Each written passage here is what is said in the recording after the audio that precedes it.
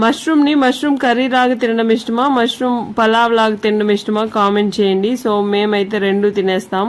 So ఏమైతే ఏంటండి, మేము ఎలా తింటే మీకెందుకు అనుకుంటున్నారా, ఏదో కామెంట్ చేస్తారని చెప్పి అడిగానండి అంతే. మీరేమి ఫీల్ అవ్వకండి, పెడితే పెట్టండి లేదంటే లేదు. వీడియోనైతే చూడండి.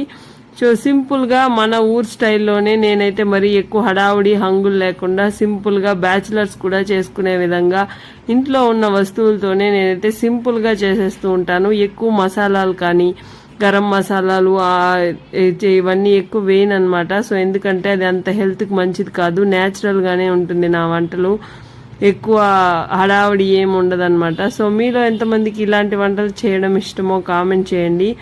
సో నేనైతే ఇక్కడ కర్రీ లాస్ట్లో కొత్తిమీర ఉంటే కొత్తిమీర కూడా వేసేసాను. ఎమ్మీగా ఉండింది. మీకైతే మష్రూమ్ కర్రీని వైట్ రైస్కి ఇష్టమా చపాతీలోకి ఇష్టమా కామెంట్ చేయండి. లాస్ట్లో ఎగ్స్ ఉంటే ఎగ్స్ కూడా వేసి కలిపేసి